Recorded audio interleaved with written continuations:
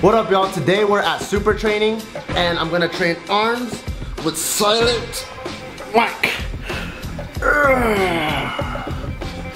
And I know a lot of you powerlifters out there are like, what the hell, arms? I thought you were a power lifter. Well, news flash, powerlifters should also do accessories like bodybuilders. So everyone knows, I don't know if everyone knows actually, but if you notice, most of the big benchers got big arms.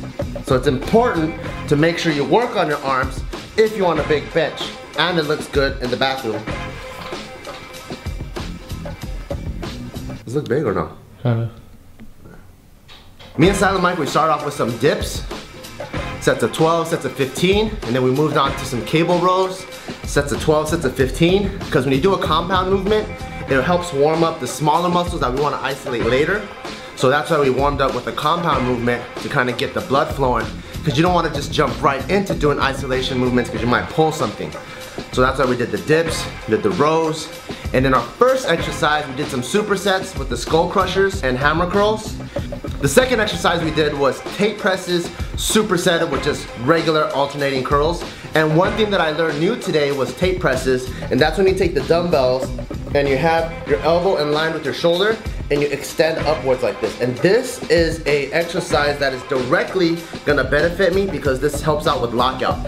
So my lockout sucks, I can get anything off my chest. However, as soon as it gets here, most of the driving movement now is in the extension and the locking out of the arms. So as you can see, the tape presses directly mimics that. So when I'm doing skull crushers or when I'm doing the rope tricep extension thingy-majiggers, when you're going like this, I can do a lot of weight because my elbow is very strong and flexing in this direction. Bam, bam. But in this direction, it's not that strong. So now I'm gonna be practicing tape presses and I'm actually gonna be incorporating these into my accessory movements to hopefully get my lockout stronger.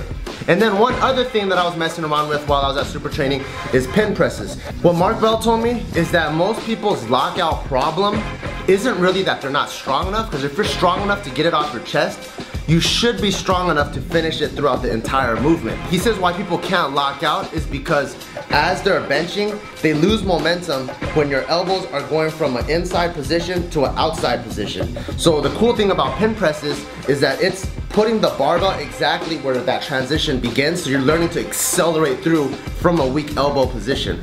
So I'm also gonna be incorporating that. And then we finished off with some cable bicep curls, and then some cable tricep curl, kickback tricep things. And then my arms are really pumped right now and it feels really good.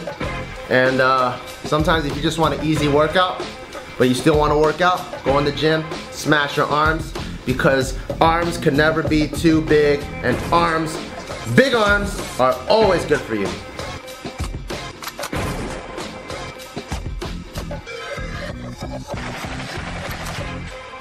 We still went up in weight, started adding more kettlebells to each side. And you could actually do this in your home gym, but make sure you get a spot. With the bamboo bar, that thing shakes way more than a barbell though. And I had a really good time using it because after about 3 sets, all of my joints